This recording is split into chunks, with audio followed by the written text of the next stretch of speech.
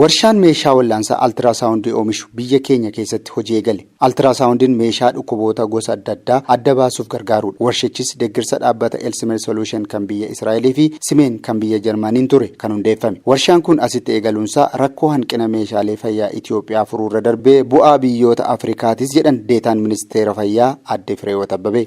The initiative is not merely the establishment of manufacturing facility, it is a symbol for progress, collaboration and commitment to improve access to diagnostic service in our country and also in Africa. Kaka'umsi keenya inni guddaan dhaabbata kana hundeessuu qofa osoo hin taane biyya keenya akkasumas Afrikaa keessatti tajaajila yaala fayyaa fooyyessuuf mallattoo waliin hojjechuu gara fuula duraa agarsiisuuf. Kun immoo namoota lakkoofsi isaanii hedduu ta'e kan wayita yaalamuuf yaadan hanqinni meeshaa isaan mudatuuf abdii guddaadha. Hawaasni keenya yaala sadarkaa isaa eeggate akka argatuuf meeshaan kun shoora olaanaa taphata. We are ensuring that cutting-edge medical technology becomes more readily available to our community. Itiyoophiyaa fi Israa'el seenaa baroota dheeraa gaafa mootittii Saabaa fi mooticha Solomoon turanii kaasee walitti dhufeenya gaarii qabnaa jedhan pirezidaantiin dhaabbata Elsimer Solution Ronen Bohar. To bring the people of Ethiopia better diagnostic, better imaging capabilities, and lately in the last few years also oncology treatments.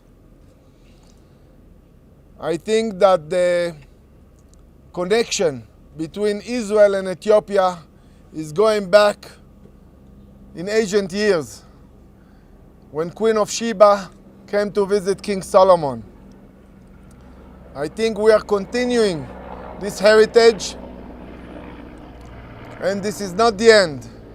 The establishment of this first ultrasound factory in Ethiopia is a big statement, both from Siemens and Elsmed.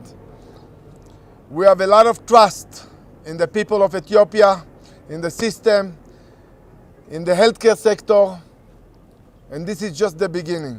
Meeshaan wal'aansaa warshaa keenya keessatti oomishamu maqaa meeshichi Itiyoophiyaa keessatti oomishame jedhuun gara biyyoota biraattis ergama kan jedhan daayirektera olaanaa dhaabbata Elsimed Itiyoophiyaa obbo Daawit Haayiluuti. ኤልሲሜድ እና ሲመንስ ፓርትነርሺፕ በመፍጠር የሲመንስ ምርቶችን ወደ ኢትዮጵያ ውስጥ አምጥተን በተለያዩ ቦታዎች ላይ መግጠም ከጀመርን በኋላ ዛሬ በ2024 በፈረንጆች አቆጣጠር የመጀመሪያውን በአፍሪካ የመጀመሪያው የሆነውን የአልትራሳውንድ ፋብሪካ እዚህ ሀገር ለመክፈት በቅተናል።